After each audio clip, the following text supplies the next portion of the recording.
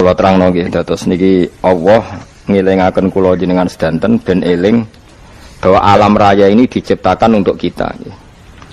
Untuk kita ini macam-macam ya. Misalnya kalau fisik Allah nggawe buah ya kita makan. Ini untuk kita yang kebutuhan dzahirah. Oke, kalau baleni malih ya. Untuk kita itu kalau fisik misalnya ada buah kita makan terus kita kuat. Ada air kita minum terus kita kuat. Itu nikmat fisik yang dzahirah napa? Yang dzahirah. Ada nikmat batinah yaitu kepuasan mendapatkan ma'rifatullah. Aku ulang lagi, kepuasan mendapatkan apa? Ma'rifatullah. Itu nikmat batin. Baik yang terkait Allah maupun terkait logika-logika tasawuf. Terkait Allah misalnya gini, misalnya kula mikir ya. Kula nu bolak-balik matur niki, berkali-kali di tempat ngaji ini. Mugi-mugi jenengan eling mboten gadah masalah ingatan ini eling-eling. Eling-eling tenan. Wong nak soleh, ya soleh, soleh. Cek soleh mulai cilik, cek soleh dadakan terus husnul khotimah. Pokoknya napa? Soleh. Niku nak mati, niku bumi ku nangis. Nangise bumi ku kekurangan utawi kalong wong sing sujud ning ndekne. Ya Allah Gusti, biasane wonten tiyang niku sujud teng nggen kula. Dia berperilaku baik teng nggen kula, sakniki tiyang niku pun jenengan ambil, nangis bumi. Saniki sing urip karek bedua-bedua, damel narkoba, damel ngefly, damel macam-macam lah. Ini nangis bumi. Langit semeneng. Gusti matur nuwun Gusti, orang itu saya tunggu lama, sekarang sudah engkau angkat ke tempat kami. Maksudnya diangkat teng langit. Sing bumi nangis, sing langit napa? Seneng. Nah, kemudian kita berpikir begini, bumi kok iso nangis ku piye? Nah itu terserah sampean apa termasuk ulama zahir apa termasuk ulama batin. Kalau ulama zahir mengatakan bumi nangis itu mau kinayatun anil husni, pokoknya pantese bumi itu susah, wong kelangan putra terbaiknya. Tapi nak cara ulama-ulama hakikat yang mengenali sekali betapa kudrohnya Allah, betapa kudrohnya Allah itu tidak terbatas. Itu yang meyakini bumi nangis itu nangis tenan. Misalnya ngaten kula tak terangno malih ya. Kowe bayangno dadi Nabi Adam, ngrungokno kowe. Kowe bayangno dadi Nabi Adam. Nabi Adam tenan maksudnya. Terus Nabi Adam orang pertama, dia tahu betul kalau dia dicipta dari bumi. Dan dia pula tahu betul, beliau tahu kalau dia bisa ngomong, bisa mikir, bisa macam-macam. Terus indukannya beliau itu bumi. Mesti pikiran Nabi Adam, jangan-jangan bumi ini juga bisa berpikir kayak saya. Ini kan materi saya, karena saya dari bumi ini bisa ngomong, bisa melihat macam-macam. Terus bedanya apa manusa mbek napa? Umpama kowe dadi nabi napa? Adam. Orang yang dekat sekali, qoribu ahdin, dekat sekali dengan kesaksian kudroh Allah. Gini ku dekne roh nak materine ke bumi dan dia orang pertama yang urung lali kamane. Tapi ketika sudah ribuan orang, mungkin jutaan orang lali, seakan-akan bumi itu tidak jenis dari kita. Bumi adalah hal yang berbeda dengan kita. Kita manusia berakal, bumi itu benda mati. Terus kowe katut wong goblok-goblok, bumi itu benda mati. Sajane ya rada kriminal wong Islam muni bumi itu benda mati. Enggak bisa berpikir, yang bisa berpikir hanya manusia. Itu kengawuran-kengawuran yang kita ciptakan sendiri, kita wariskan turun-temurun. Umpama kowe iku dadi ulama, ngomong ngono iku isin.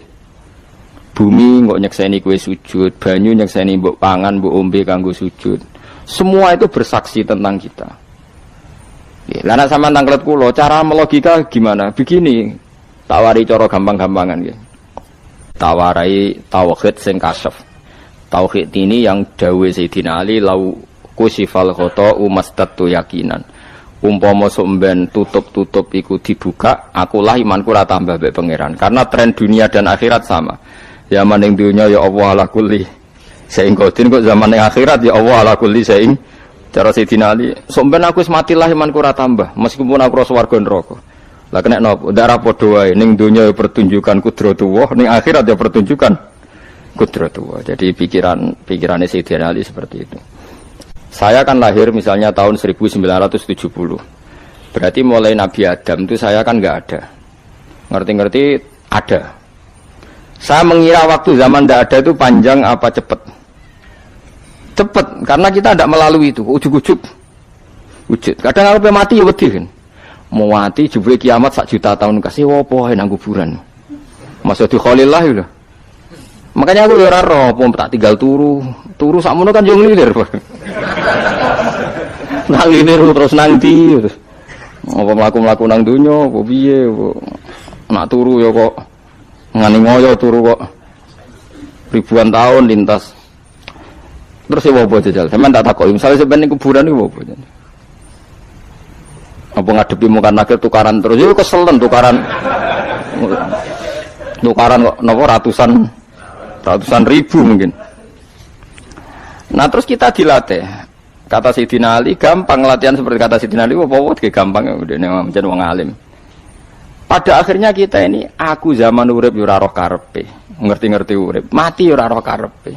Pas mati sampean petangin yo ora roh karepe. Pokoke wa mata sauna illa ayyasyallah. Makanya masyhur itu dia ketemu orang ateis.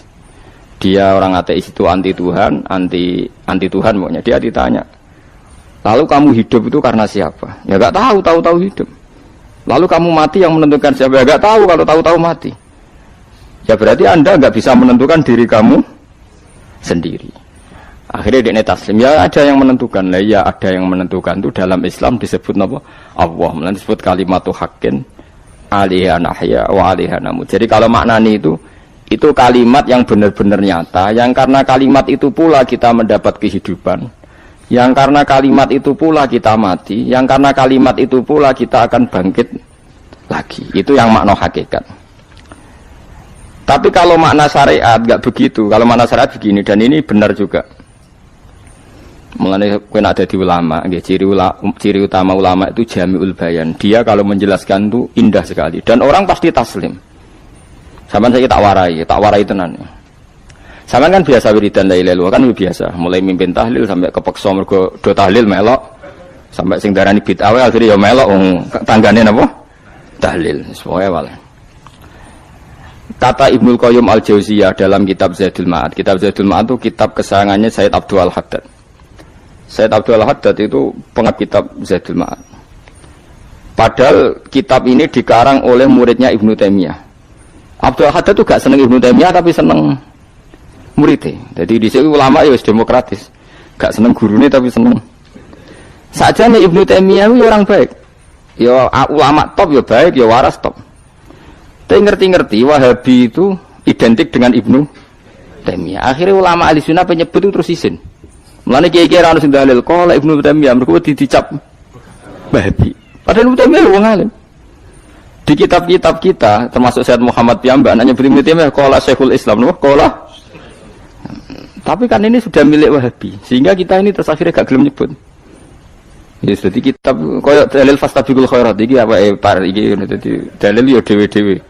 Wah parah tenan wong-wong. Dulu saya melihat orang enggak kunut itu ya biasa. Mergo saya sebagai wong alim ngerti iku madzhab Abu Hanifah. Saiki nek ra kunut Muhammadiyah. Kita ini sebetulnya ahlul ilmi enggak tahu kunut itu madzhabnya siapa kita. Itu madzhabnya Abu Hanifah, yang kunut madzhab Syafi'i. Tapi tahu-tahu iki madzhab NU, iki madzhab Muhammad. Mana ada orang-orang ini bisa punya madzhab. Ngalime sepiro nganti dadi nopo? Madzhab.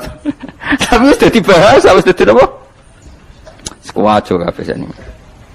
Mas repot-repot. Tak warai iki. Sampeyan ben nglafadzno la ilaha illallah iku keren ya, keren tenan mboten keren-keren. Ngendikane Ibnu Qayyim Al-Jauziyah itu gini. Min asliha khuliqatil jannah wa min asliha khuliqatin nar. Terus wa min asliha khuliqatid dunya wa min asliha buisatir rasul wa min asliha qatalar rasul. Wah, terus sampai sekarang saya tak bedai. Surga itu kan digawe kelas VIP. VIP mewah. Terus jari rugane widadari lho kan nak wingi sebut. Pira 70. 70. Wayu kabeh ora ono sing kriting, wayu kabeh. Wayu kabeh terus gak tahu delok wong liya. Kadang bojo kita wis elek jek delok. Oh iya, widadari sifatnya maksuratun fil khiyam. Jadi gak tahu keluyuran ning ndi. Wayu kabeh. Lek. Surga yang semewah itu selek itu ya bagi mereka sing nglafatno atau yang menerima la ilaha illallah. Neraka sekarang dibikin dalam itu. Jari Abu Hurairah neraka itu tes-tesane benda kamu jatuhkan ke neraka itu untuk santai ke bawah itu nunggu 70 tahun. Kila 70.000 tahun.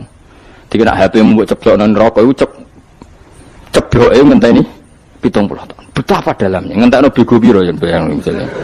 Oh itu kontraktor mana saja tidak sanggup itu disuruh ngedok ke dalaman neraka. Iku ya mau kanggo wong sing menolak la ilaha illallah. Jadi kalimat ini luar biasa. Swarga digawe bagi yang nerima, neraka digawe ya untuk yang menolak. Ya kalimat sing kok nak tahlilan turu iku lho. Iku kalimat sing nggo alasan Allah gawe swarga. Terus kalimat sing suwe-suwe sing lafadzno diarani bid'ah iku. Itu kalimat sesakral ini nasibnya akhir zaman iku entek. Gara-gara dilafadzno tahlilan tersangka jadi apa? Bid'ah. Dulu kalimat yang dipuja-puja penyebab surga dan neraka. Saiki kalimat itu tersangka. Mau perkara napa? Bid'ah. Wis aja melok-melok, kowe debat ya ora iso makili aku, sebarno iso. Kok kowe terusno dalan tok. Dah. Berarti la ilaha illallah itu kalimat yang surga dibikin karena itu, neraka dibikin ya karena itu. Kemudian Allah punya sunnah, lalu butuh pelatihan. Dikasihlah Allah gawe bumi. Piye manusia butuh latihan, dibikinlah bumi. Dan dene latihan ikrar la ilaha illallah dengan sadar, dibikinlah bumi, liyabluwakum terus dites. Wes digawe bumi, ono makanan, ono minuman, ono wong wayah, ono pegatan macam-macam, wong diutang wis mbulet macam-macam. Gue ngetes, eling la ilaha illallah apa eling utangi, eling la ilaha illallah apa eling kasuse, pokoknya dites. Karena enggak fair kalau Allah bikin itu kemudian enggak dites. Dibikinlah darul imtihan. Dunia itu bahasa Arabnya darul imtihan. Tempat tes-tesan, imtihan mana apa? Tes, liyabluwakum diuji. Wes diuji kita hidup. Artinya kita dihidupkannya pun oleh Allah demi tes-tesan la ilaha itu disebut kalimatu haqqin 'alaiha. Nah, ya sebenarnya kita hidup pun ini untuk dites. Pada akhirnya la ilaha illallah apa enggak? Paham ya? Wis dites. Allah itu juga secara hukum itu kan enggak fair, dites kok enggak punya pemandu, dibikinlah rusul, diutuslah para rusul untuk pemandu. Tes itu kan butuh seru. Mak pemandu tok ora ono musuhe kan enggak seru, dibikinlah setan. Sadane sebagian kita sudah setan tapi ini ben seru. Lho ndak setan kan minal jinnati wan nas, rumangsamu setan sapa? Baik setan minal jinnati wan nas. Jadi kena muni auzubillahi minasyaitonir rajim terjemahane berlindung Allah dari saya sendiri ya Allah itu kata itu. Lho itu kalau lama dulu biasa auzubillahi min syururi anfusina wa min sayyiati a'malina. Sebenarnya kita berlindung hanya dari setan yang jauh, iblis itu enggak. Ya setan diri kamu sendiri, min syururi anfusina, dari kejelekan diri kita. Ngomongnya do ujug, soalnya setan tuh makhluk gaib sing piye. Lah kowe iku sapa? Nganti kowe maksiat terus mergo akrab klop, roh mbek setan ku klop, mulai terus maksiat. Dah. Allah ngutus pemandu yang ngecul setan, ben fair. Napa? Fair. Jadi semua darul ibtila ini juga demi kalimat. Nah, makanya disebut kalimatu haqqin sing 'alaiha nahya. Kita hidup ya demi mendapatkan kalimat itu. Kita mati nanti ya demi kalimat itu, artinya mati ke neraka ya karena kalimat itu kita menolak atau mengabaikan. Masuk surga ya karena kalimat itu kita hormat, kita benar dalam memperlakukan kalimat itu. Berarti 'alaiha nahya wa 'alaiha nam. Terus wa 'alaiha nub'as karuan, kalau kamu termasuk minal aminin ya nub'as minas solihin, kalau minal kafirin ya nub'as minal zolimin. Tapi semua desain dunia ini hanya demi kalimat la ilaha illallah Muhammadur Rasulullah. Nah ini kan penting. Bagaimana mungkin kemudian kalimat sesakral ini, sehebat ini, kemudian ada orang tahlil kamu tidur. Kok iso? Kalau janggal kok iso wong turu. Misalnya kayak mangkel, kalau mangkel sing mimpin Gus, wira barbar. Bagaimana mungkin kalimat yang menyelamatkan Anda kemudian Anda anggap problem? Elek gak? Apalagi kamu anggap ini bid'ah. Nak cara kula oke lah, ndongakno mayit itu gak ono tuntunan Nabi. Tahlilan gak ono tuntunan. Tapi wis muni tok kono tok. Artinya muni tok kono tok ora usah nyerang kalimah, enak kalimah tetep kalimah thayyibah. Soal kowe ora seneng sing tahlil, mergo tiga profesi lah iku wonge wae gedhinge aja geman. Ya saya misalnya, saya kadang enggak cocok sama mubalek karena kadang profesi. Tapi saya tidak pernah anti pengajian bagaimana itu membawa syiar Islam. Tapi kalau balik kadang ora seneng, kadang takon entuk piro. Bareng sangone sithik, kok sumpah mek transportasi ini. Lah ngono kok mbok senengi iku piye? Tapi kayak terus gedeng keliru iku sing nggawa syiar Islam. Mana ada pengajian didengar orang banyak tanpa mubalek? Gak iso. Ini iso melepukno barang-barang ra penting dadi penting iso. Lah cara guruku teng sareng yang ape melepuk kanggo panggung barang. Tapi kadang ya benar. Yang namanya mudin mubalek ya itu bisa benar bisa salah, tapi kamu nggak boleh gedeng kalimatnya. Piye kalimat itu kalimat hak. Nah, ini penting kula utarakan. Sehingga zaman Nabi Sugeng ini rungokno tenan ngaji kula. Zaman Nabi Sugeng ada sahabat namanya itu Usamah bin Zaid. Ini sahabat kesayangannya Nabi, hibbu Rasulillah. Usama itu diutus Nabi perang. Ini dengerin ya, diutus perang. Pas perang itu si kafir tadi menggal temannya. Ada yang tangannya putus, kakinya putus. Wah, seorang kafir ini sudah luar biasa. Bacok sana, bacok sini. Ketika terdesak oleh pasukan Usama, kebetulan Usama ini cakap ya, sama beberapa temannya orang Ansor. Orang kafir yang sudah qata'a arjulana wa qata'a aidiana, dia pas terdesak bilang la ilaha illallah. Terus sama Usama tetap ditusuk, dibunuh karena dia berpikir ini qolaha muta'awwidzan, dia melafadzkan kalimat itu hanya berlindung dari pembunuhan.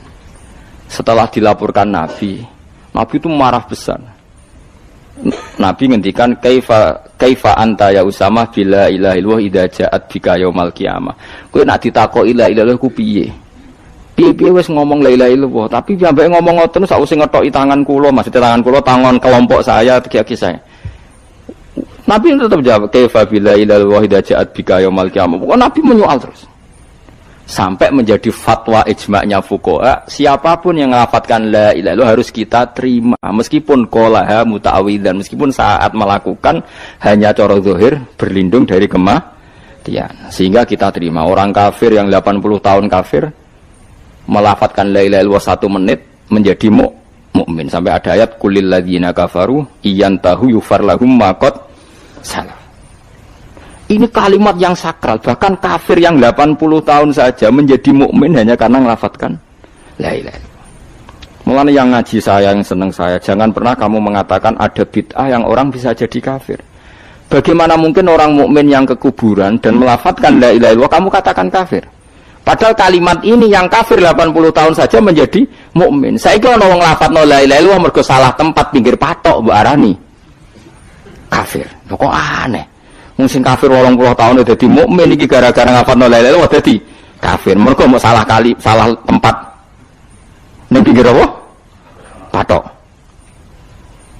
Mboten ora cocok muni nganggur, wong sering ziarah ku nganggur. Nyatane ya tenan.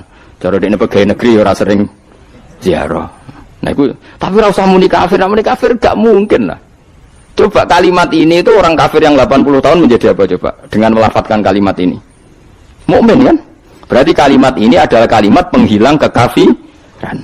Lalu karena dilafadzkan secara salah dianggap kafir. Hanya karena bid'ah itu tidak mungkin. Makanya sebetulnya Wahabi yang alim-alim itu tidak berpendapat demikian.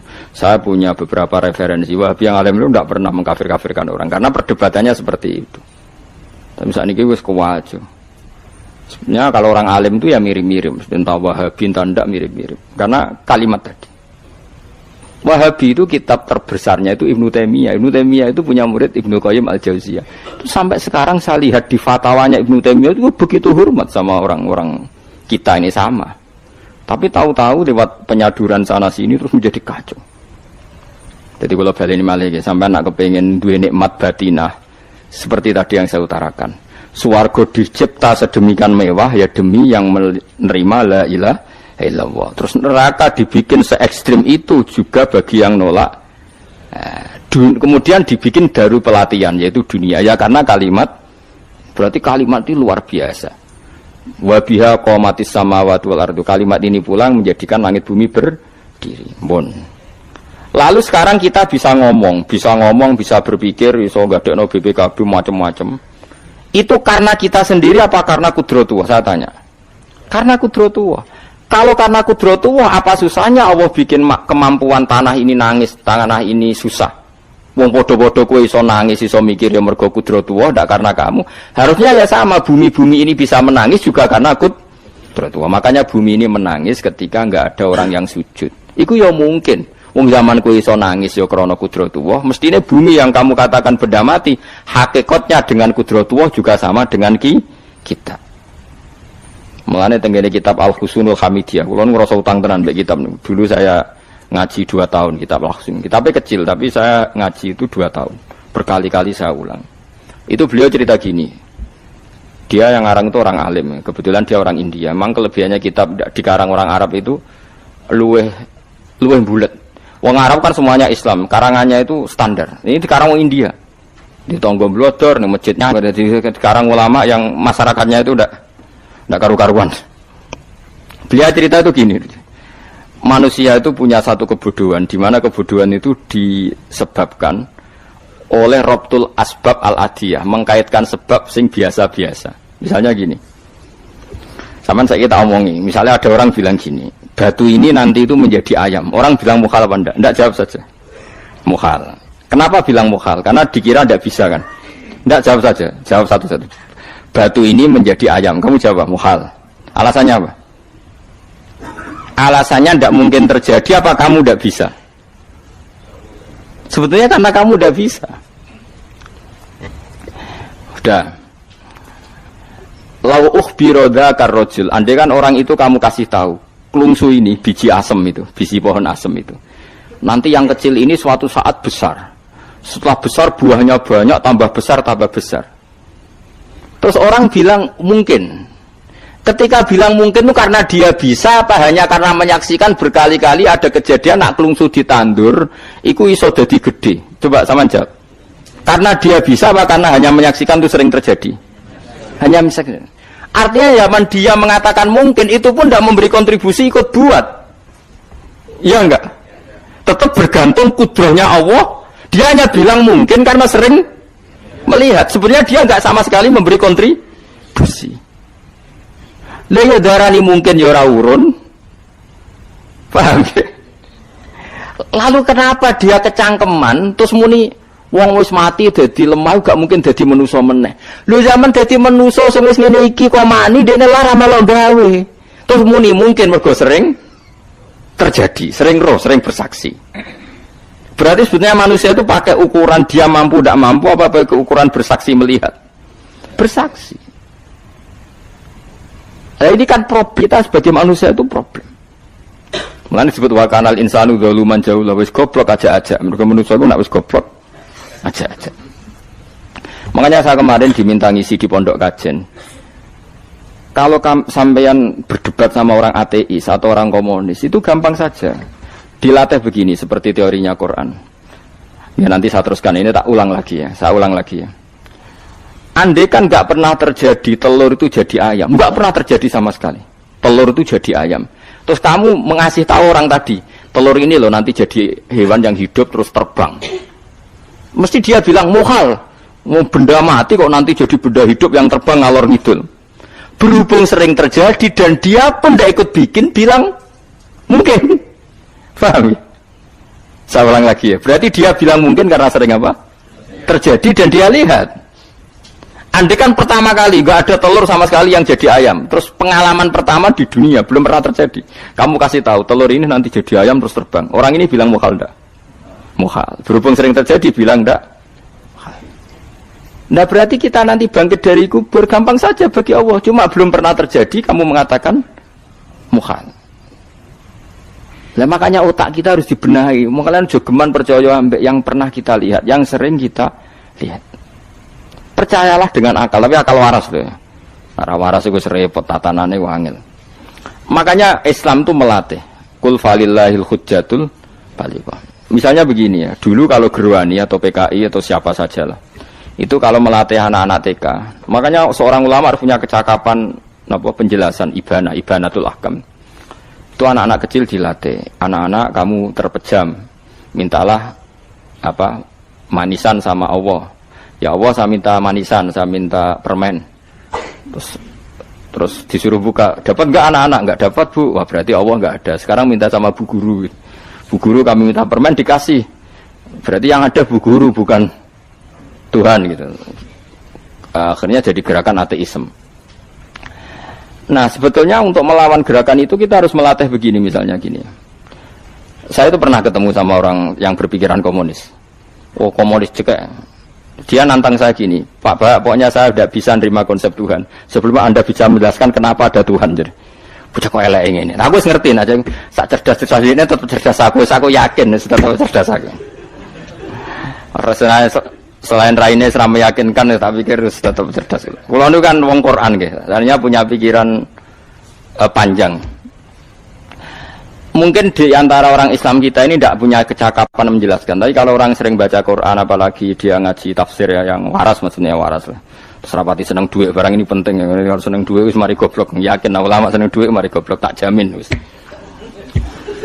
Umpama alim wis kelas B, kelas C gak bisa, tahqiq gak bisa.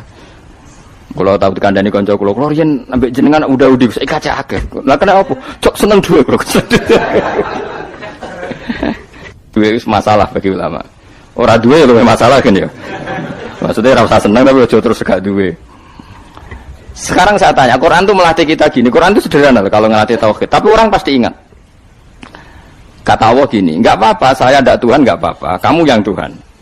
Tapi buktikan kalau kamu Tuhan. Caranya gini. Am khalaqus samawati wal ardi. Ya nggak apa-apa, kamu yang Tuhan nggak apa-apa. Tapi buktikan kalau kamu menciptakan langit, bumi. Mereka pasti ikrar, ya tidak mungkin saya menciptakan bumi, saya lahir sudah ada bumi. Yesus lahir sudah ada bumi, nggak mungkin Tuhan. Terus Tuhan membuat pertanyaan kedua, am khuliqu min ghairi syai'in. Ya sudah, kalau saya tidak Tuhan, lalu nggak ada Tuhan, berarti alam raya ini tercipta oleh sesuatu yang nggak ada. Aneh nggak? Misalnya sebelum alam raya ini nggak ada Tuhan. Berarti sebelum alam raya ini kan adanya nihilisme, sesuatu yang nggak ada. Kemudian sesuatu yang nggak ada menjadi penyebab sesuatu yang ada. Aneh nggak? Menurut ya aneh, sesuatu yang nggak ada itu mestinya kan nggak bisa ngelabeti, nggak bisa berfungsi, nggak bisa ada gunanya. Wong jenenge ra ono iku ora marai apa-apa. Mau ra ono kok dadi sebab. Sesuatu yang menjadi sebab itu yang wujud apa yang nggak ada? Yang wujud. Sak takok. Lah kalau nggak ada Tuhan berarti alam raya ini lalu sebabnya apa? Ya dari ketiadaan, lalu tiada itu menjadi sebab. Leong tiada kok jadi sebab tekem lho. Mikir. Di mana-mana yang sebab itu harus barang yang wujud, nggak boleh tiada kok jadi sebab. Ini kan jadi aneh, sesuatu yang tiada menyebabkan sesuatu yang ada. Terus dia, ya pokoknya ronde ini kalah. Tahu kapan tak pikir? Pikir nganti mati temenang aku ini mana? Makanya sebetulnya dalam ilmu mantek, pertama itu kita tidak harus iman Tuhan itu namanya Allah, tidak harus. Makanya pertama dikenalkan, sementing kenal Tuhan itu ada dulu. Disebut zat sing wajibil wujud, belum disebut namanya Allah. Allah itu disebut nama Islam, itu paham ya? Saya ulang lagi, Allah disebut itu nama Islam. Tapi kalau penemuan akal hanya sampai kita ini butuh zat sing wajibil wujud, sing menjadi penyebab semua alam raya ini. Di bahasa Arab disebut musabbibul asbab. Belum menyebut Allah musabbibul asbab. Islam pun pertama Iqra turun ya gak nyebut Allah. Iqra bismi rabbikal ladzi khalaq, khalaqal insana min 'alaq. Iqra wa rabbuka. Tuhan itu siapa? Yang mencipta. Nah, yang mencipta ini oleh syariat Islam disebut apa?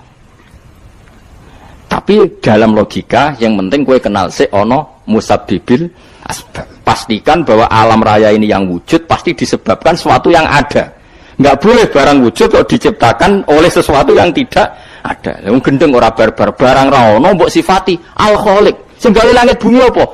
Pencipta. Penciptane apa? Sesuatu yang tidak ada. Kowe ikhlas dutek ngono kowe ikhlas ta ora?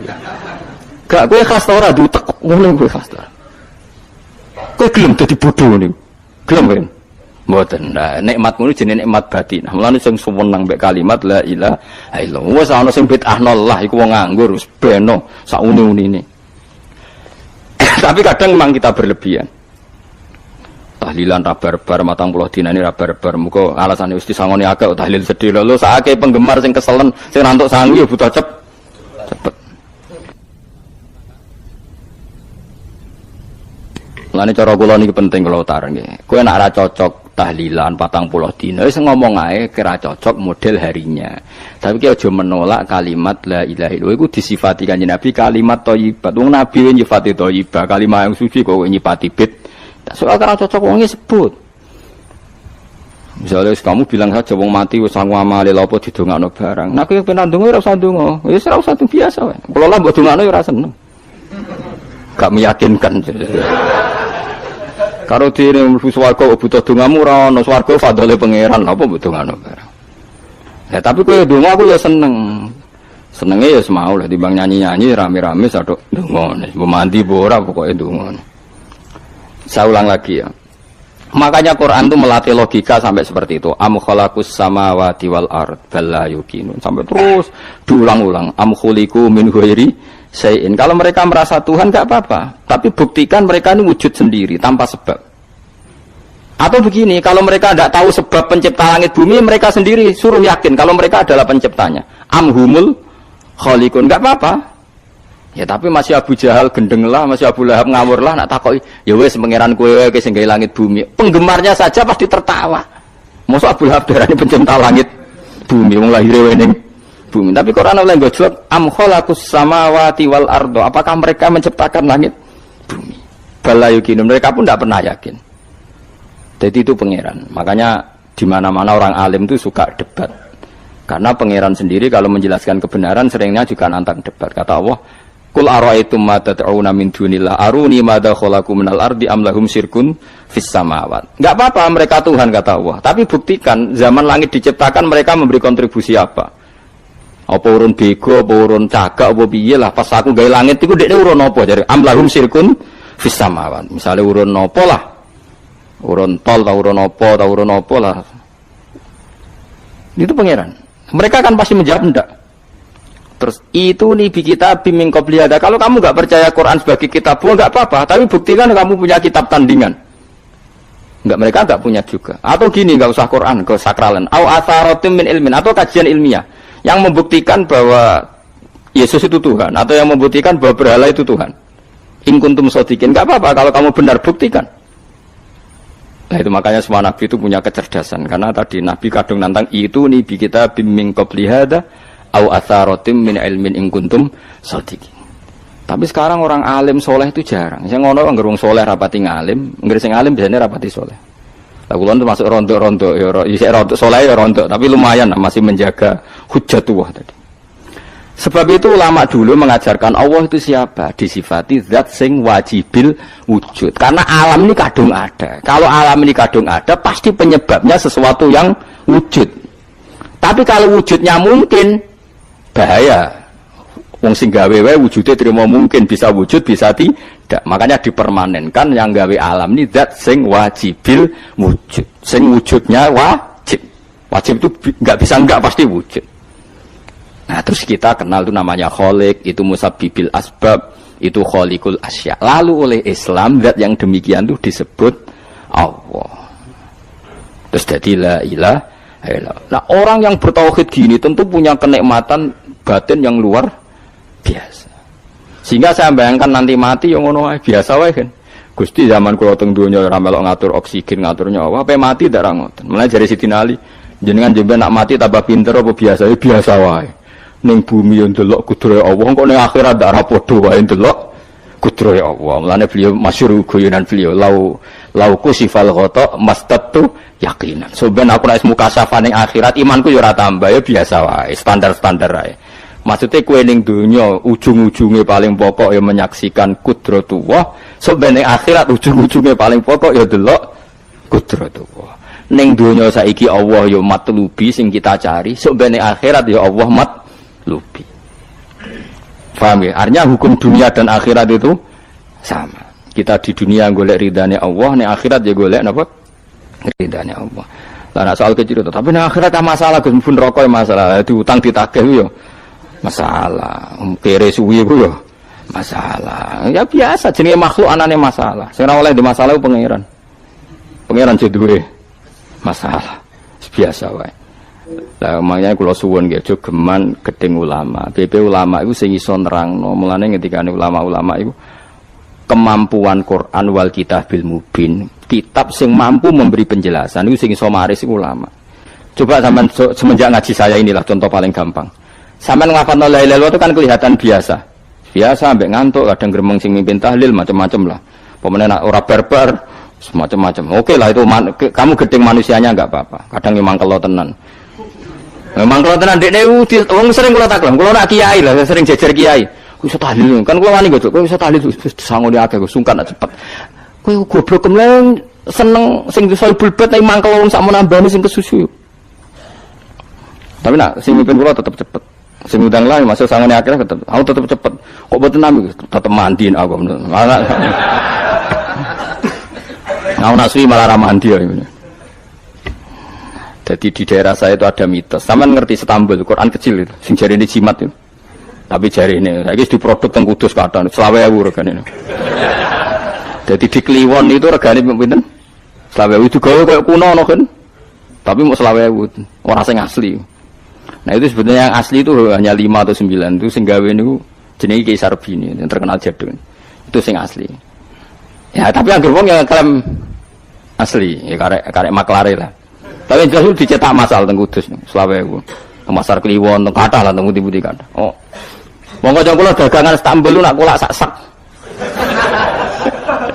Sak-sak tenan niku. Tak takon pas. Tapi nak ngetul sitok-sitok, orang kerja agar wong tak kei ngono, kurang ajar tenan aja. Nah itu ceritanya itu dia tuh terkenal jaduk. Singkat cerita diundang tahlil orang mati. Ya kayak Pak Khalil Bangkalan itu kan orang-orang keramat. Bilang gini. Ya cung ya ngundang aku akeh cung ya bismillahirrahmanirrahim wis bapak-bapakmu di sepuro pangeran. Mulai. Yang punya rumah itu mangkelnya bukan main karena disembelihno sapi. Dikira kalau disembelihno sapi kan tahlile gayeng suwi. Lama-lama gremengnya tuan rumah ini si kiai tadi dengar. Terus balik nah, ya ngene cung. Kon buktekno nak tahlilku banding wek sapine. Kon ngetok wit klopo lho kon ngetok. Ketok kon gawe timbangan.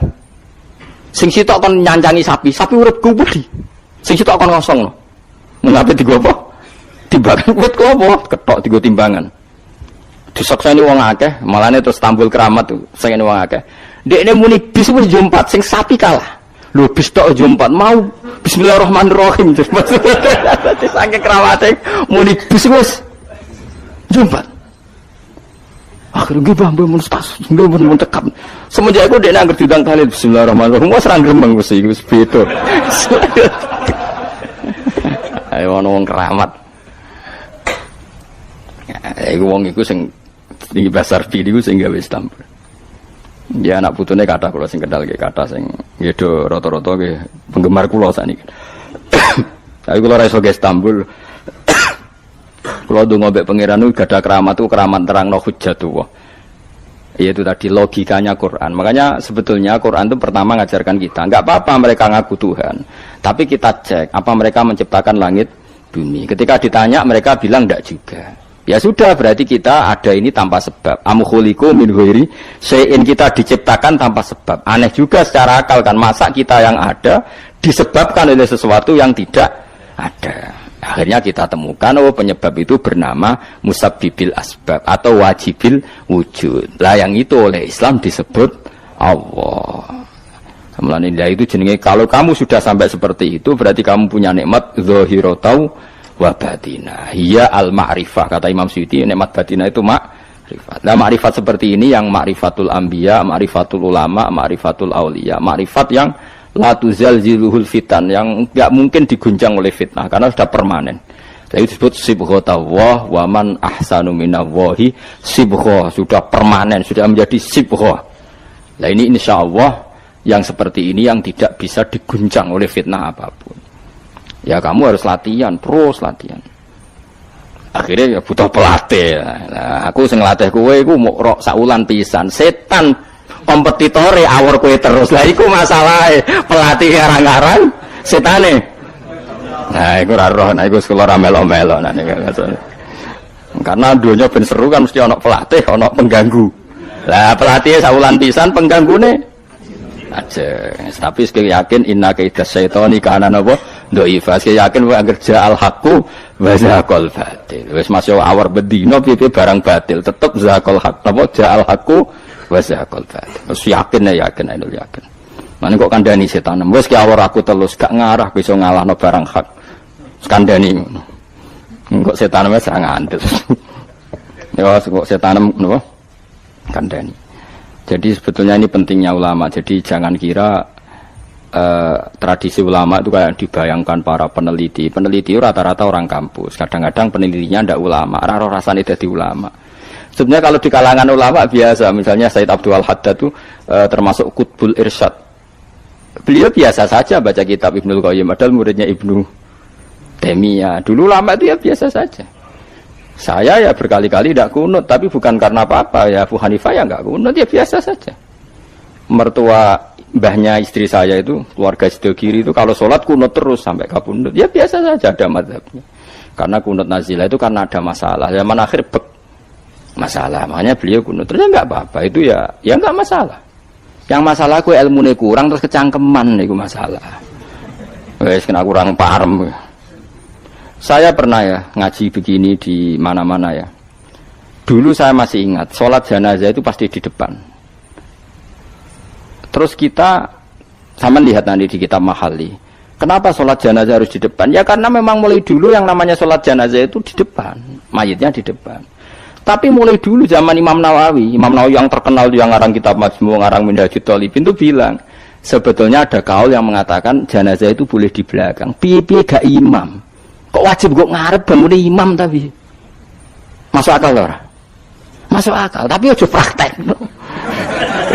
Ya mau kowe ngomong masuk akal, tapi yo masuk akal ora imam kok wajib nemu kok ngarep. Coba alasane apa? Kok iso wajib udah kok ngarep ora? Nah sekarang terbukti Fuad di Arab Saudi. Di Arab Saudi era dulu itu setiap jenazah itu kalau sholat diletakkan di depan, dekat Ka'bah. Sikat cerita tahun 84 atau berapa, ternyata itu senjata laras panjang. Jadi senjata laras panjang dibungkus pura-pura apa? Jenazah. Setelah di depan ternyata senjata, terus dipakai pembantian. Tapi ya akhirnya enggak banyak korbannya, memang dilindungi Allah. Semenjak itu trauma. Sekarang itu sampean kalau sekarang haji atau umroh kan tiap ba'dal maktubah kan ada sholat jenazah. Itu jenazahnya di kamar jenazah, enggak di depan. Artinya kan di belakang musolli apa?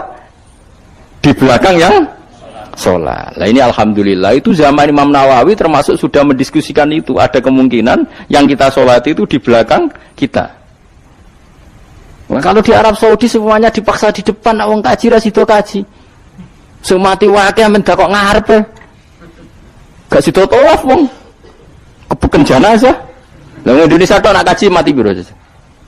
Kabeh ditakok ngarep. Ini pentingnya ulama. Dulu biasa ulama meskipun kita di Indonesia ra pro maratekno ngono, kita takobal wa minna minkum takobal. Loh, karena saya pernah ngalami di kampung saya itu kan biasa kalau mayat itu kan ndase enggak lor, sikile ini kidul. Madhep kiblat. Mbaya gitulah orang madhep kiblat, pokoknya sirahe ning lor, sikile nang gitu. Oh itu sudah berpuluh-puluh tahun, mungkin ratusan tahun sudah. Kemudian lala itu ada kejadian satu tamu itu berkeyakinan sirahe ning kidul. Di sini kan ada mazhab sebagian sirahe ning kidul, sikile ning lor. Kebetulan tamu itu keluargane. Akhirnya walhasil yuk mindah, yuk muter. Lah tonggo-tonggo kan mudine barang rawani.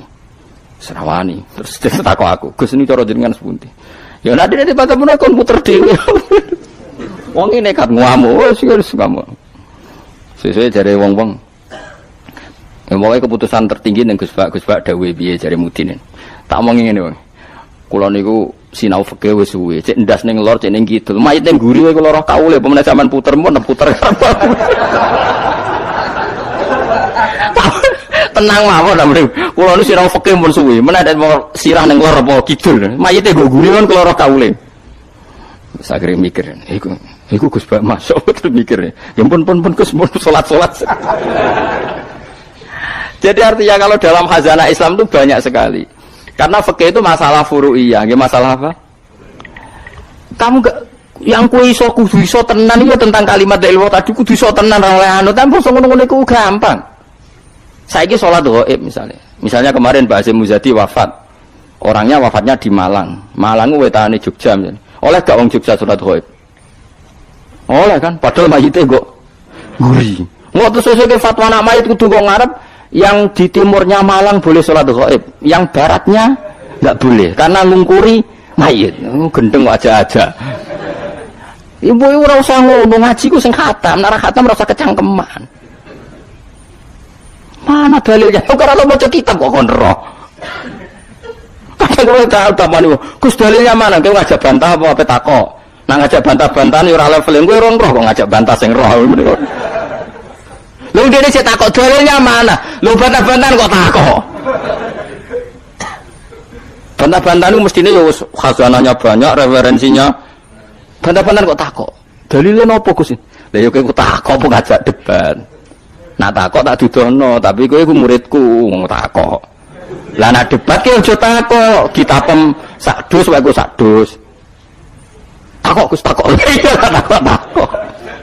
Sing apik ora usah kecangkeman ngono to. Jadi kalau seperti itu gampang kalau Furya tadi logikanya kan jenazah itu ndak imam. Kenapa sih wajib di depan wong ndak imam? Sehingga alasan di depan karena mulai dulu ulama kalau nggak ada kondisi yang luar biasa ya umumnya di depan ya kita ikut di depan. Lalu di depannya apa sirahe ning lor apa ning kidul ora tau nginceng ngono jawab ngono wis bungkusan. Wis apa? Bungkusan. Ya wis. Mulane wong ora usah kecangkeman. Nak nuruti eskal ku eskal. Misale ke salat saiki madhep kiblat. Tetep ukurane iku pas ngadeg. Lah nak sujud ya ki madhep ndi? Ayo tak takoki iki. Kowe nak salat kan madhep kiblat. Ya iku ora pas ngadeg. Jadi pas sujud. Ya umume wong madhep kiblat tapi istilahnya ngono ya madhep kiblat. Ora kok kowe gak arah fikih ngene. Salat wajib madhep kiblat, nak ngadeg, nak rukuk madhep bumi, nak sujud ora ono fikih ngono iku. Wong kok eleh ngono, cangkem kok eleh ngono. Ya ora usah ngono umume wong muni madhep kiblat ya muni madhep. Kowe ora usah kecangkeman gawe sarah. Madhep kiblat tu nak ngadeg, nak rukuk. Geneman ngono. Ngene sing apik, dadi ulama ku sing apik. Ilmune akeh tapi biasa wae.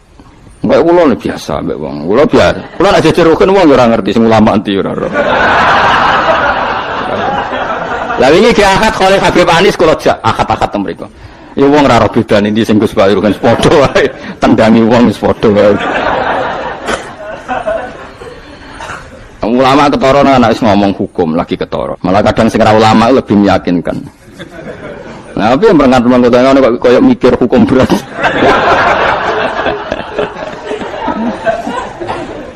Saya kalau baleni malih. Jadi yang wajib permanen itu ma'rifatullah. Nggih napa? Ma'rifatullah. Kula suwun ma'rifatullah sing permanen. Disebut napa? Alaiha nahya wa alaiha namut wa alaiha nub'as. Nah istilah teng Quran apa inna sholati wa nusuki wa mahyaya wa mamati lillah. Kowe saiki urip iku ya ora karepmu dhewe, karep kersane Allah. Kowe mati ya ora karepmu dhewe, kersane Allah. Nak zaman kowe urip tidak dalam kendali Anda, setelah mati pun tidak dalam kendali Anda. Kowe ngerti-ngerti urip, ngerti-ngerti mati, ngerti-ngerti bangkit kau kubur. Berarti kabeh ku lillahi rabbil alamin. Ya sudah, seperti itu yang kita akan alami.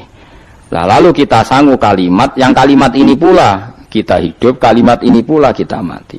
Itu dalam makna ilmu hakikat. Nah makna ilmu syariat ya gampang. Aku wani urip ya mergo bela-belani la ilaha illallah. Umpama aku mati ya demi kalimat la ilaha illallah. Aja kok mati krana melok lomba terus mati. Ya mati ya berlomba dalam mempertahankan la ilaha illallah. Itu makna syariat. Nah kita harapkan makna ini dua-duanya ada. Secara syariat kita hidup ya demi ngurip-ngurip la ilaha illallah. Disebut diilai kalimatillah. Kayak aku, mulane kula nak mulang semangat. Aku wani urip demi mulang kalimat la ilaha illallah. Aku wani mati mergo wis rumangsa sangu. La ilaha illallah itu makna syariat. Kalau makna hakikat, kowe gelem ra gelem uripem yo mergo kersane Allah, ora mergo kersam. Kowe gelem ra gelem matimu yo mergo Allah sing ngersakno, ora mergo kersamu. Itu disebut inna sholati wa nusuki wa mahyaya wa mamati lillahi rabbil alamin. Piye mergo hakikate wala syari kalah. Allah kalau menghendaki enggak ada yang bisa menandingi, enggak ada sekutunya. Artinya faqulu makana fi hadzal alam dunyan wa ukhra kabeh kullun bimuradillah. Nah itu yang makna hakikat. Nah tapi kan enggak masalah kita punya ilmu syariat juga punya ilmu hakikat, enggak masalah. Umat ini cukup bisa menampung ilmu syariat dan hakikat. Problemnya di zaman akhir ana wong sing sok hakikat. Si bebo gendeng jazab, si bebo rasolat jari solat ini Mekah, kadang goblok kira karuan. Lah ora goblok ya, ini Mbah Mun cerita kula. Wali rata-rata goblok. Lah bodoh nih kok goblok kira karuan. Mereka dulu itu ada orang ngaku wali. Bareng Jumatan, mriki nak bare jam berapa Pak? Jumatan. Jam 1 ya. Ditakoki, "Mbah kok mboten Jumatan, Mbah?" Wis Jumatan ning Mekah, jeng lha goblok ora karuan. Ning Mekah iki jam 10, apa Jumatan mbek sapa? Itu kan kita goblok ya. Wong ra Jumatan jam 1 jare muni bar Jumatan ning Mekah. Ning Mekah lu kacek 4 jam. Berarti jam piro ning Mekah? Jam 10 sudah 100 urung. Mesti ini adekne bodoni mending engko aku Jumatan ning Mekah iku rada pinter. Mulai-mulai wis. Lah ya Mekah Indonesia terpaut pinten? 4 jam. Dadi mbak mboten Jumatan. Aku wis Jumatan ning Mekah. Wis. Nek Mekah jam 10. Mulane wali ku tes, anggere aneh-aneh ku tes. Kok ketok gobloke. Sing wali amatir-amatir sing aku ngaku tok. Nah wong alim kan kekasih pangeran, tapi biasanya rapati keramat, tapi para pangeran. Ngono adu pasot menawa wong alim Kang tuntas kan. Adu pasot, tapi ora usah dijajal. Ngono tuntas tenan malah repot. Jadi paham ya kula suwun nggih, dadi sampean menjaga agama ini wani urip ya demi kalimat la ilaha illallah, wani mati ya demi kalimat la ilaha illallah. Iku makna syariat, makna hakikat. Nyatane kowe urip ya ora ana liya kecuali kersane Allah. Kowe nyatane mati ya ora ana liya kecuali kersane Allah. Piye-piye kita iku ora duwe apa-apa. Wa ma tasyauna illa